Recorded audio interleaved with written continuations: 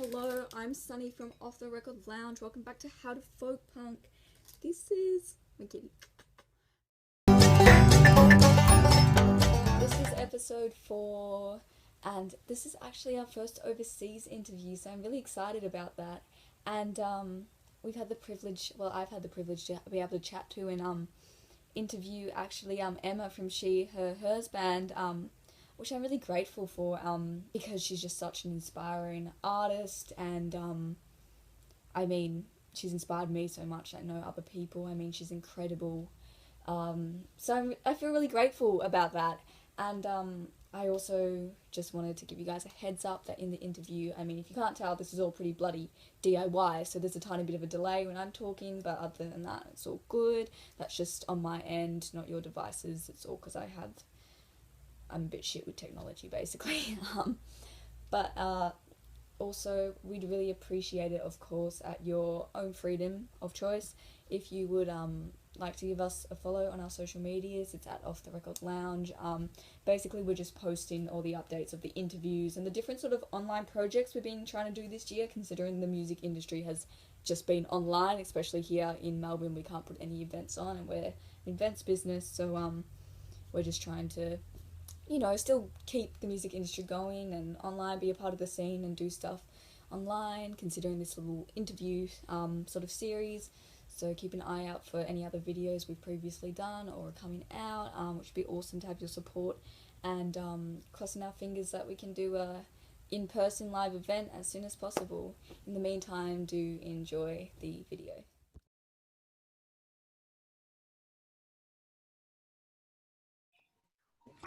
So the first question I wanted to ask was, obviously because I'm in Australia, how the folk punk scene is in the Midwest. So, well, I'm not from the Midwest originally. I'm from, or wait, do you mean the Midwest is generally just like the Great Lakes region where I'm at? Yeah. Okay, yeah. I'm not from here originally. I'm from the West Coast. Okay. I'm from Southern California. I moved here like 3 years ago. Folk punk, it's complicated. It's hard. I've been involved in folk punk since like 2007 or 8, maybe. And so it feels like the scene is small now, Right. at least comparatively. Like I think about, I remember seeing Defiance, Ohio in LA in maybe 2010, and there being so many people there that they had to play 2 sets because the venue couldn't hold everybody. Oh, wow. And there was just like lines around the block. And nowadays it feels like maybe it's because so many of the big bands in folk punk from that era or like the mid 2010s, I think kind of moved away from the genre. It's like not many bands that gained popularity like maintained ties to that specific community. Right. I think about bands like Nana Griesel. Like Nana Griesel's still putting out music, but is it folk punk? I don't really know. So I don't know. I don't play a whole lot of folk punk shows anymore, or at least like explicitly kind of in the same way that I did back in like the early 2010s, but it definitely feels smaller. But but in that way also like more tight knit, which I think is a good thing. Yeah. So like you feel like it's got a closer community now? Yeah, I feel like I mean I feel like I know most of the people involved in folk punk at this point. Yeah, definitely. Or it was like this huge thing. I think it had its like big cultural moment. I think it was like 2009 when like Defiance, Ohio, Nana Griesel, Mischief Brew, Ramshackle Glory were all putting out records. Yeah. And I like remember that year and being involved in folk punk at like that time was like so exciting. There were all of these like incredible like groundbreaking records coming out. And nowadays it doesn't feel like we have those like bigger bands, which is not a bad thing. There's nothing wrong with having like a lot of smaller bands. And I think there's so many bands now, but we don't kind of have this like larger infrastructure. Yeah. That I feel like we did have at that time. Yeah, right. Okay, so what do you feel got you into folk punk originally, or when you started listening or playing? What attracted you to it? Well, when I was like maybe 13, I got really into like kind of boring punk rock. Like I remember really liking like Anti-Flag and stuff like that. Not that, I mean, Anti-Flag's pretty cool, but stuff like that. And then I always thought that the like acoustic songs, like they do like acoustic versions of their songs, I always thought that was really cool. And then there was this moment, I must have just started freshman year, and I was trying to meet up with this person that I had this big crush on.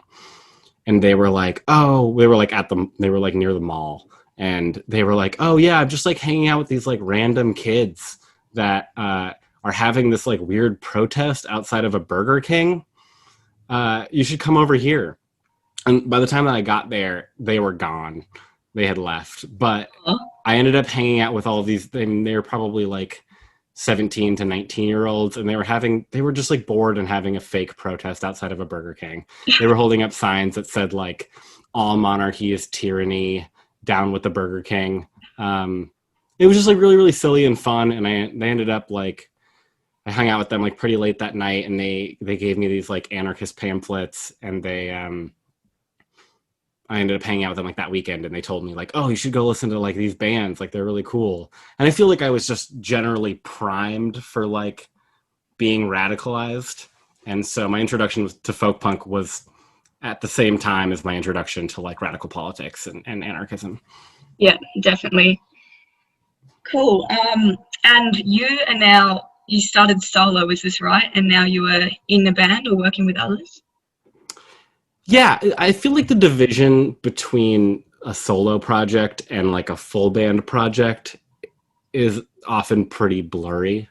I mean, I was solo at the beginning because I didn't know any drummers, which I think is one of the things that plagues folk punk. It's kind of the reason why folk punk exists in the way that it does, is because drums are expensive and loud and hard to play. So I was solo for a long time just because of that, and because I was like traveling a lot and like living in my car. And but yeah, when I moved here, I was finally able to get like a stable band together with like the one drummer that plays. There's like 3 drummers in town, and so one of them plays with me. And yeah, it's interesting. I've been trying to move away recently. I think my music has been shifting a lot in the last like couple of years. And I think I've been trying to move away from as much of like a solo project. I was having a talk with Joe, who runs Don Giovanni Records, the record label that we're on. And we had this long conversation about like, is she, her, hers a stage persona, or is she, her, hers just me? And this conversation was happening in the context of like whether or not I'm gonna maybe move on from this as a project at some point in the near future, and whether that means like starting a band that's more collaborative, or starting a solo project that is very explicitly like my name and just me.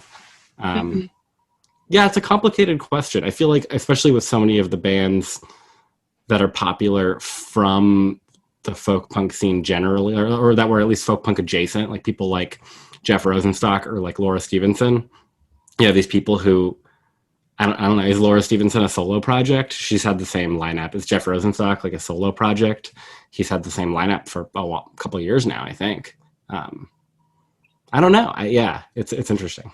Yeah, it's still sort of working out what works for you. That's cool. I was going to ask, adding on to that though, what you feel the difference is between working by yourself solo or working with other artists. Like, what obstacles have you faced? And yeah, I think that the difficult part of towing the line between being a solo artist and being a more collaborative band, because I've been in bands that are 100% like, this is this person's project, this is their music, and oftentimes that's how she, her, hers has been. But I've been in bands that are like 100% collaborative. And I think that the fundamental difference, and I think the part that's the line that you have to walk there, is how much creative control are you wielding, both in the process of making the music and also in the process of like running the band kind of like a business. What was the question? I know that was something related to that, but Yeah, I was just asking the difference you feel you've experienced or any obstacles from working solo compared to working with other artists. yeah, okay, yeah. So towing that line is really important. I think that in the context of specifically playing solo, like playing as like just me and an acoustic guitar, when you're playing with just one person, it's just you kind of have to be every instrument. So the guitar is the guitar, but it's also kind of playing the role of the bass, and it's also playing the role of the drums, and that you need to kind of keep your rhythms complex enough. And trying to like, well, and you're singing at the same time, and trying to wield all of that can be really hard. And I think the most difficult thing for me when shifting to like a full band was realizing that like I don't have to do all of that at once. It's interesting. It's like when you're playing guitar and, you know, a band, when you're playing like a punk band, you can just do straight downstrokes, just like da na na na na na na. You can't do that when you're playing acoustic guitar solo. I mean, you can, but it doesn't work quite as well because you can have the drums kind of filling in like rhythmic complexity, and you can have the bass complementing that and like bridging the gap between those two things. But on the guitar, you kind of have to always be keeping things interesting. And then also when you're playing solo, like the dynamics are so much harder to do. It's hard to like play or make a big difference between like playing quietly and playing loudly. And then having other people there who can like not only fill that role, but who kind of bring their own style and their own background in playing music into all of that. It's just, I mean, it's great. It's incredible. Like I don't know how I would write music without my drummer. He's just the best. Yeah, right. And so how did you guys all meet? Well, me and Piper, who is my partner and also our trumpet player, we met at Compost Heap, which is like a folk punk festival 4 years ago, I think. And like they lived in Portland and I lived in Colorado, but I was basically homeless, so I just went to Portland. And then when we moved here together, my drummer Cody played in another band called Tidal, so he plays drums in Tidal. Nico plays bass in Tidal, and Nico is in Rent Strike, which I play guitar in. So through this kind of very incestuous band relationship that always happens in small sized towns, there's just the same 10 people that play in, 15 bands or something, 25 bands. Yeah, right, cool. Yeah, coming back to the folk punk scene, how do you feel it has like impacted you as a person? Well, so like I was saying, like folk punk was my introduction, or at least was like contemporaneous with my introduction to like radical politics. And so to me, at least, those two things are just totally inseparable. Yeah. Like I couldn't imagine really like an apolitical folk punk scene. That's not, and it's interesting because then you get some of these like, as folk punk has moved, I think, from smaller community-based scenes, which I think is what every subgenre or scene starts as, into this like more kind of global community, and there's like message boards and stuff. I think you've seen some of that, and I have a lot of opinions as to why that is. That you've seen more of this like trend towards like reactionary folk punk, where I don't know, like folk punk people who aren't in it because specifically of the politics. But to me, they're inseparably tied. I couldn't imagine having been introduced to politics any other way, or having been introduced to like a music scene that wasn't inherently political. So for me, it's like I don't think I could overstate how important folk punk was to me. Yeah. Getting into it at like 13 or 14 and having all of these bands that like, and especially from that scene, that were, I think, really well read and had read a lot of, whether that be like political theory or contemporary social critique, but then like synthesizing all of that information, whether that be about like gender or race or class, or just like the intersection of all of those, being able to synthesize all of this reading that had been done into a very accessible form of music, is I think an incredible skill and a very difficult thing to do. And the fact that there was this like weird niche scene that seemed to, at least in like the late 2000s, have been based around this like incredibly niche, weird political ideology, which I think is a little fuzzy. And I think a lot of people have different specific ideologies, but just general like anarchist and very much like libertarian socialist, I think is a word that people use sometimes, which I think the word libertarian, especially in America, has a lot of weird connotations. But I think the idea being of this very like personal form of liberty, I think was really important to folk punk in that era. It's like all the songs were kind of about like, what does it mean to live in the heart of empire, but also be trying to like just live a good life while this crushing social superstructure is around you. Yeah, definitely. And yeah, I don't know, like that mindset has really informed everything I've done in the last 13 years. Yeah, right. So would you say the difference between punk or punk rock compared to folk punk in terms of its politics through its lyrics would be that folk punk's coming more from a self-aware place where you're sort of singing about how society is impacting you, rather than punk rock's more singing about, the external issues rather than coming through yourself? Does that make sense?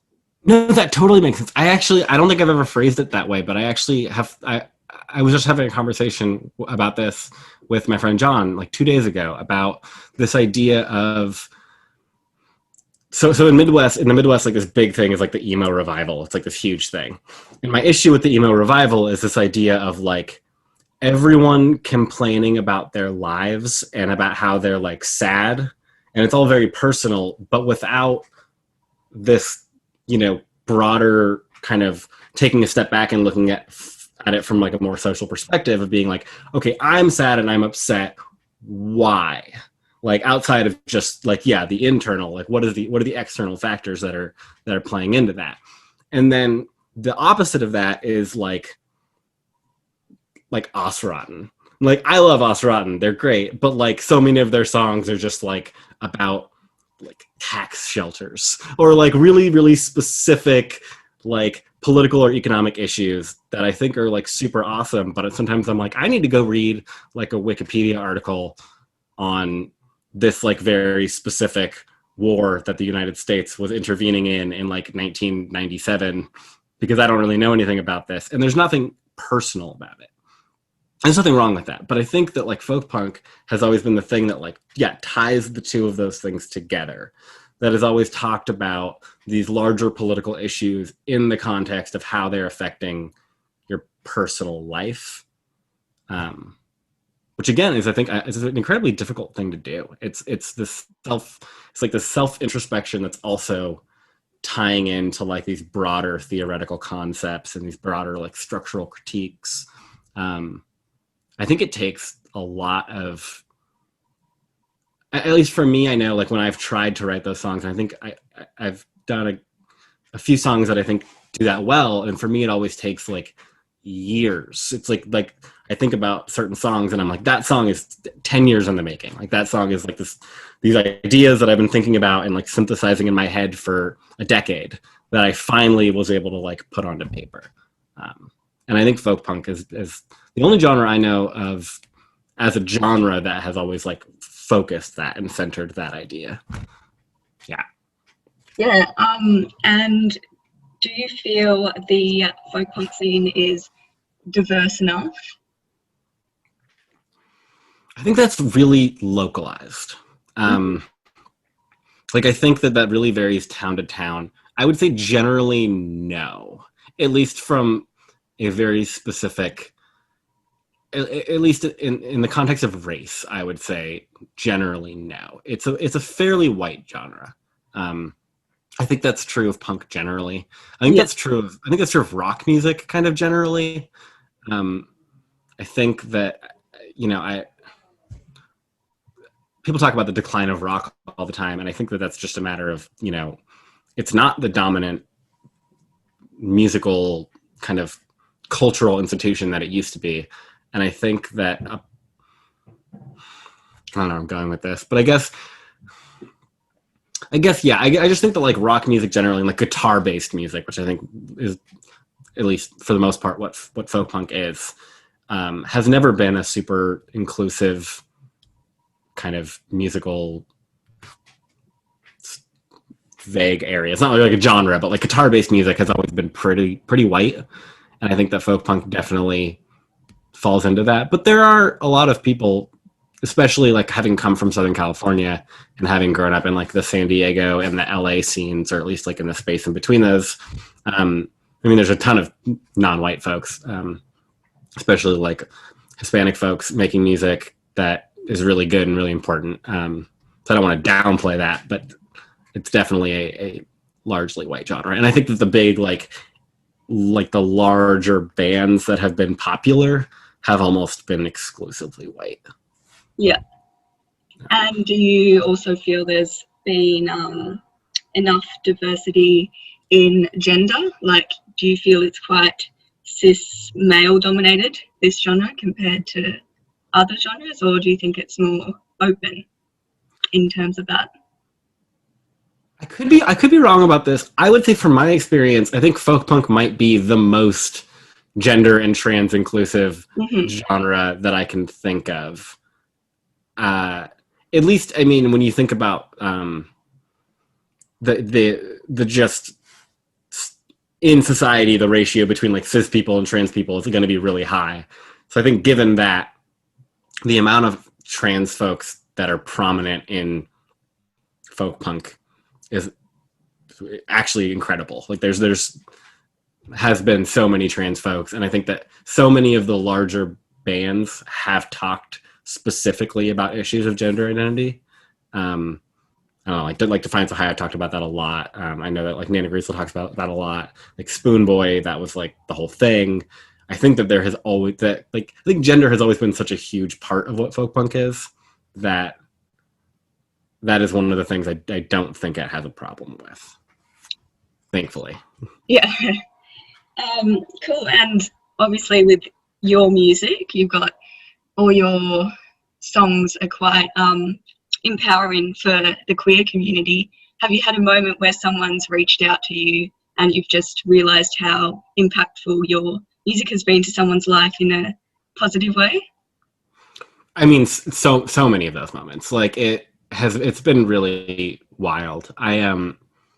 What's interesting, I think, about my band is that we've never really been part of a scene, just because like I started the band and in like the 2 to 3 years beginning, like starting like 2015, 16, 17, I kind of just lived everywhere.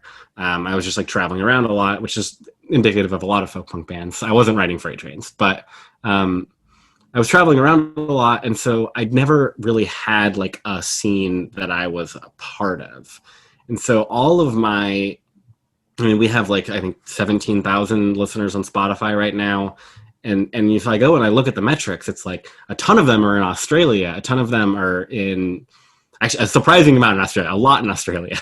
But also, yeah, in Europe, in India, in East Asia, a very limited amount in Africa, some in South America and Central America.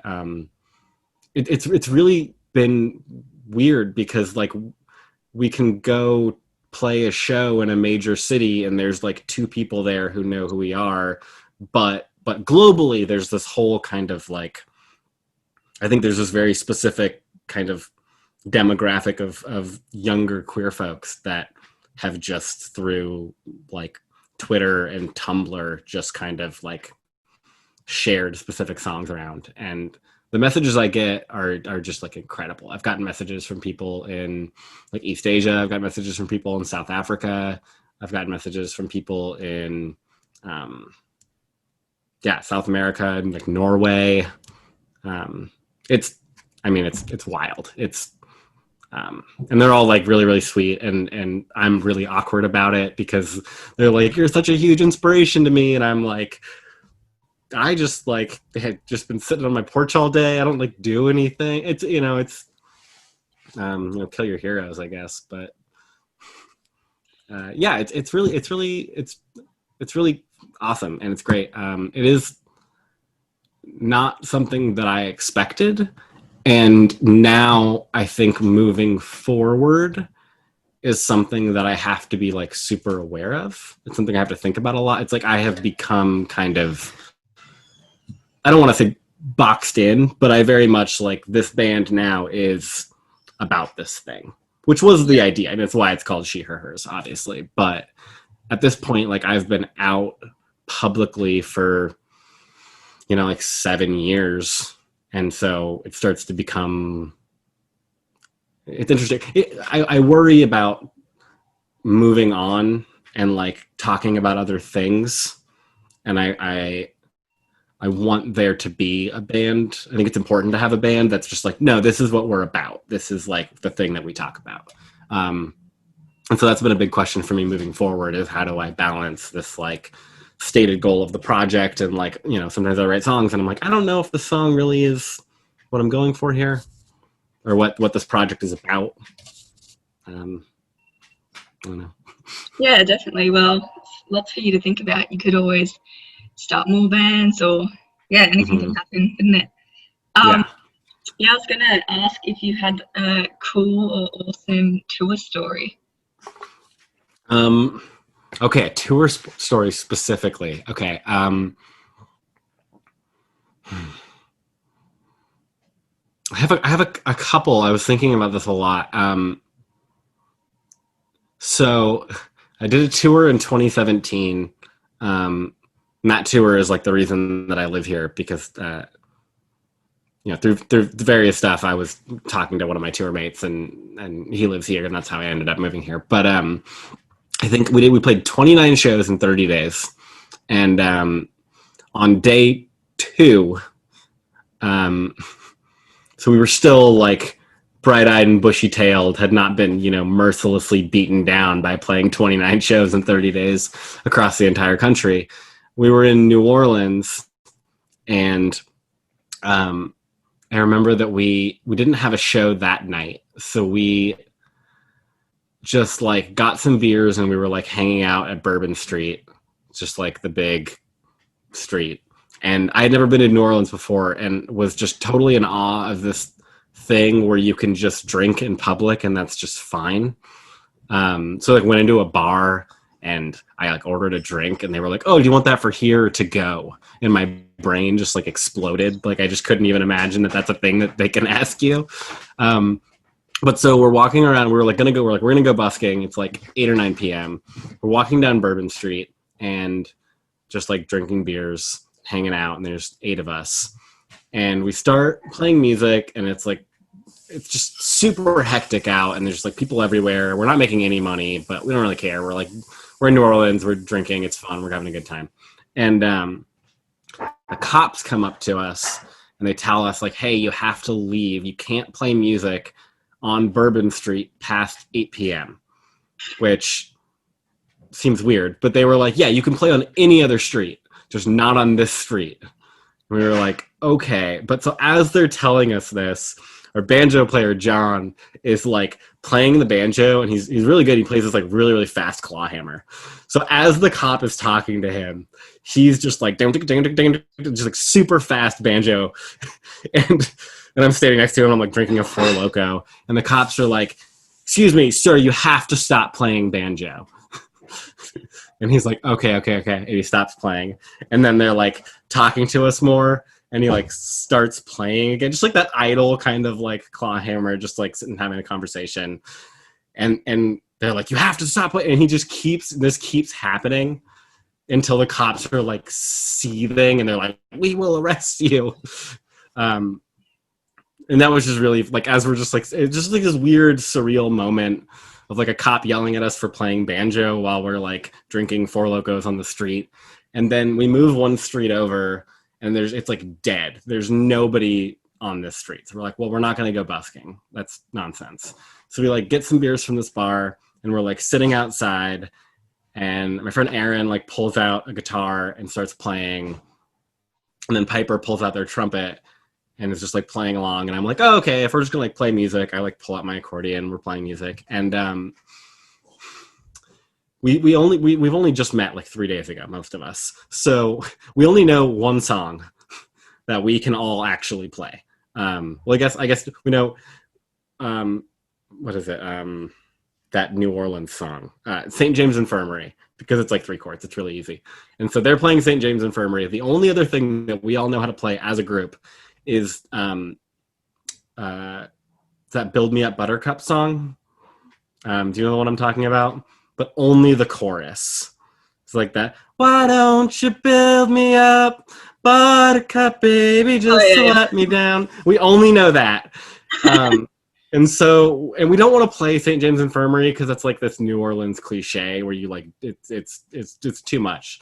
So we're just playing Build Me Up Buttercup, just the chorus. We just do like chorus and then trumpet solo and then chorus and accordion solo and then just back and forth. And like people start kind of gathering, but it's only like 5 people, but they're all wasted. And they just like keep giving us money as we just play the same 30-second loop over and over and over again. We made like $150 in like 25 minutes. It was nuts. And we just played literally, just the same 4 chord progression just over and over and over again. And that was, I have other like weird tour stories, but that was like the most like quintessentially like folk punk moment I think that I've ever had. No, that's awesome. My next question was, what do you think 3 top or most important qualities are in folk punk?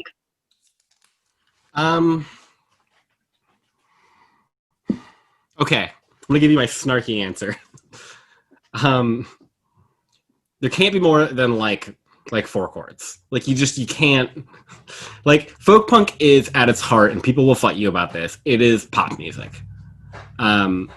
It is quintessentially pop music. It's the same chord progressions. Like, have you ever listened to anybody do like a Taylor Swift cover, but like a folk punk Taylor Swift cover? No, but I need to. It's just, there's a bunch of them. They're all really good. I did one once that was really fun.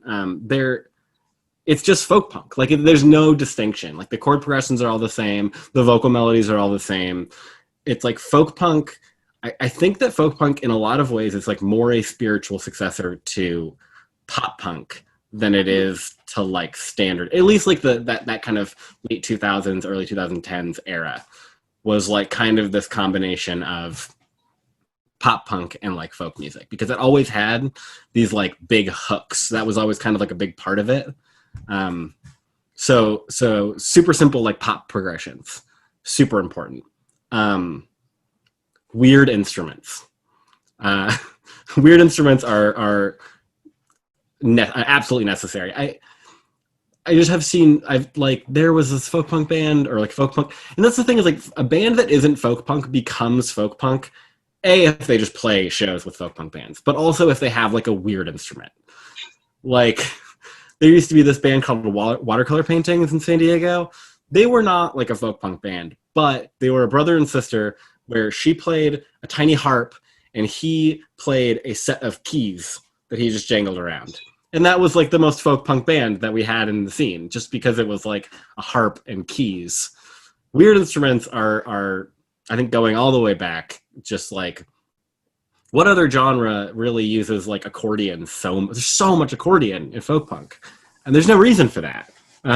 Other than it's just like a weird instrument that like a bunch of like weirdos like me when they were like 16 were like, well, I don't want to play, guitar anymore. I want to play this like weird instrument. So I'm going to buy an accordion because who does that? And I think that is such a fundamental part of like what this weird eccentric genre that we're a part of always has like some weird eccentric instrument. So yeah, weird instruments with pop progressions. Okay, I would say radical politics, but I think that's boring. I think the third one is everybody sings at the same time, but it's not a planned harmony. Um, it's just like it's like gang vocals, but it's the whole song. I think that if you put all three of those things into a song, there is no way you could do all of that and not have it be folk punk. Awesome. I just have two more questions. Okay. This one is, if you were to give advice to your younger self, what do you reckon it would be? It would be to have not wasted my time with college when I did. I'm going back to school now, and like having gone to school and not cared about it and like flunked out has really it negatively impacted my ability to like, you know, get scholarships or get into schools or like anything like that. Like if I could have just like dropped out of high school like I did and then spent the next 5 years like playing music rather than being in school, that would have been great. But I think more generally, I think that I always thought of writing music as this kind of thing that was, it was like this lofty goal, where it was like I would write a song and it wasn't very good, and I was like, oh, I'm not good at this, and then I like wouldn't do it anymore. And then what finally shifted for me when I was like 20 was that I just kept doing it, and like I would write something and I would edit it and I would edit it and then I would like write more things, and I just realized that it's like this process of like learning how to do that. That like I think I mean I could have started She Her Hers, you know, 5 years earlier if I had just not been so like self-conscious of A, like writing songs, but also B, of like being vulnerable in the writing of those songs. I think I spent a lot of time trying to write songs like we were talking about earlier, like that weren't super personal, but were more like political and external. But I think once I was able to like get that out of my head and just write about like what I was feeling, and think about writing as this like skill that I had to like hone and work on and keep doing, and that like just because a song wasn't that great doesn't mean that I can't like go and play a show and do it, which I think is kind of like a lot of what folk punk is about. It's just like it doesn't matter if like you're good at it, just like go and do it. And I think that process of doing it is so much more important than like anything else that you're gonna do outside of that. Like when I started playing shows, I was a terrible singer. And I think I've gotten a lot better now, and that's just been like, I mean, even like listening to like the recordings I have on the internet that are from like 4 years ago, it's like I can't listen to it anymore. Just like the process of like going, just like go do the thing. Stop like thinking about how much you want to go do the thing and just do it. That's what I would tell myself and anyone who asked me. Yeah, no, that's good. Yeah, I guess my last question, just a simple one. If you could, how would I say this? If you could promote through this interview 3 bands currently you think everyone should listen to, doesn't have to be 3 actually, it can be 1 or more, who do you think you'd be like, yes, everyone needs to listen to this band? Okay, so like like bands that are happening right now that I think people should go check out because they're great. I would say I don't actually listen to that much music anymore.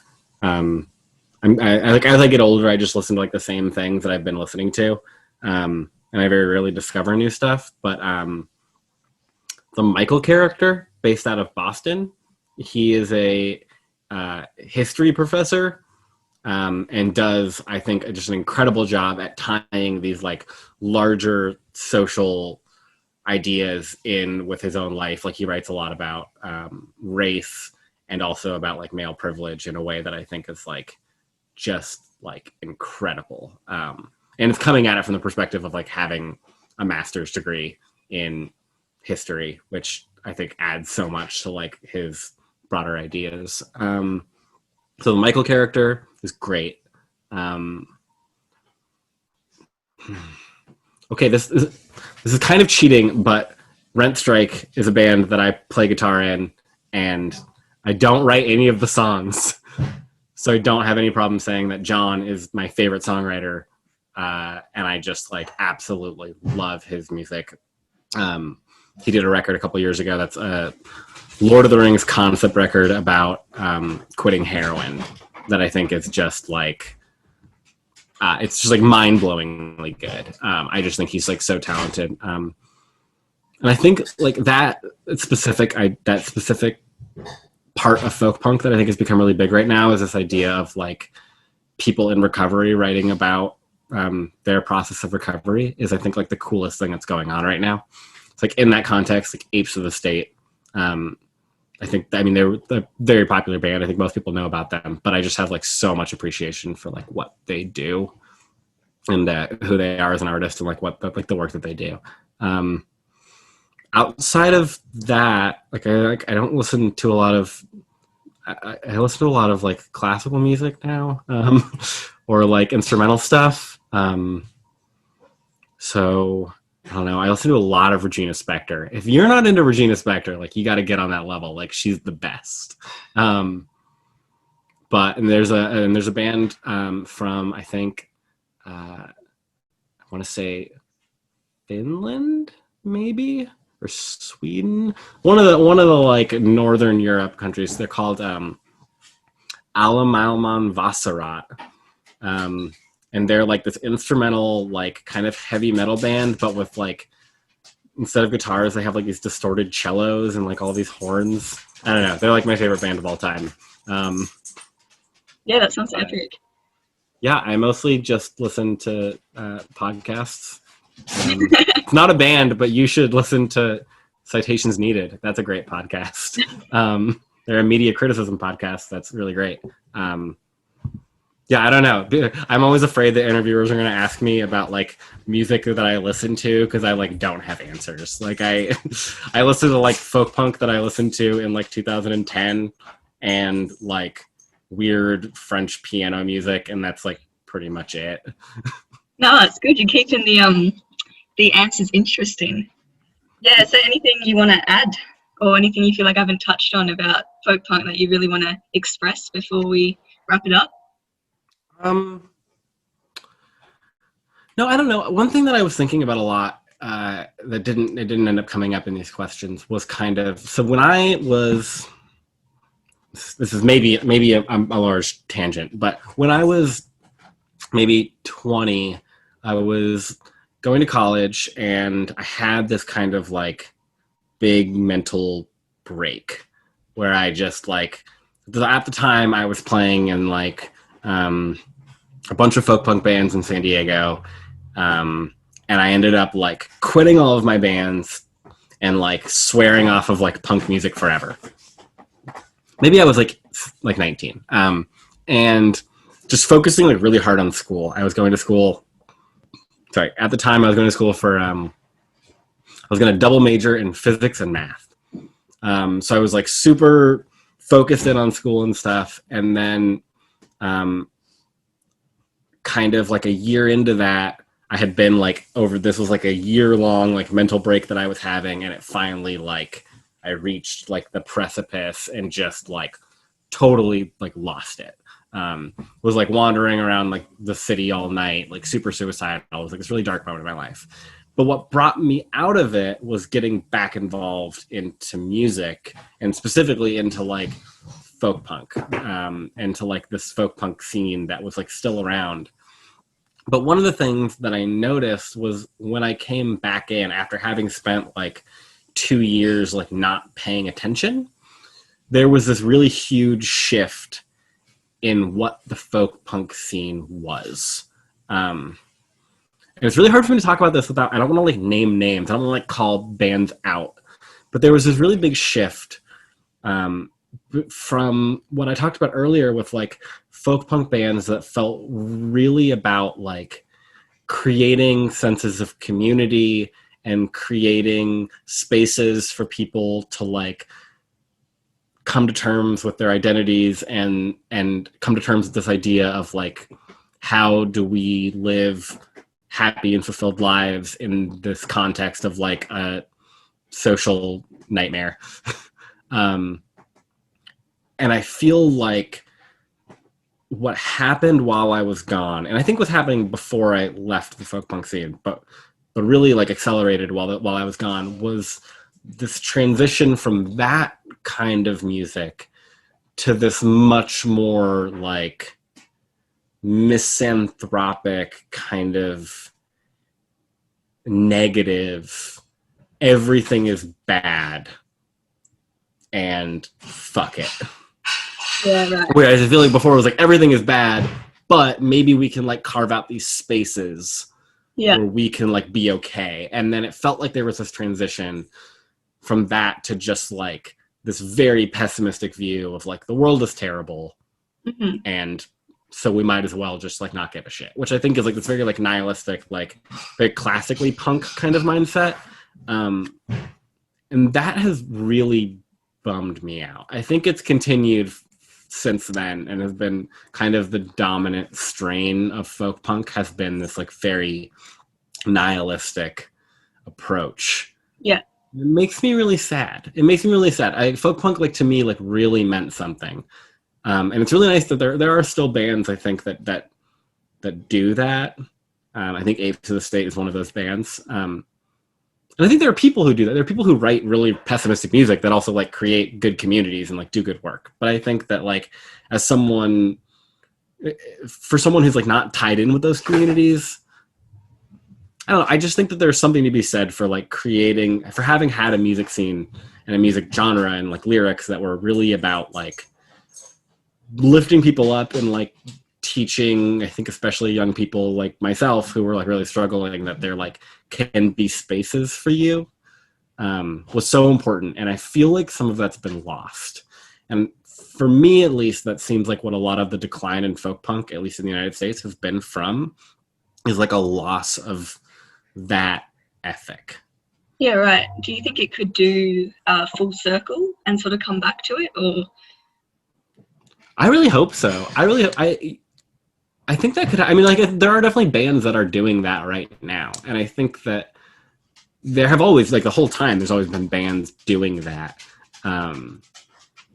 It's interesting to think about this idea of like a folk punk revival when like folk punk, I think, has only been on the decline for like a couple of years. If it's even on the decline. I don't know how you measure that, but I think it would be really cool to see like a revival of that ethic of folk punk. And I think that there is socially in America, at least, there is kind of like a space for that right now. It feels like a lot of people, because I think like the genre has in some ways kind of followed the general trend of like at least in America, of like American social, like cultural mindsets, which is like you have this like post 9/11 like weird doomery thing, and there was like a lot of that in folk punk for a while, but then like the 2010s were kind of this like really weird, early 2010s, like this weird like hopeful moment.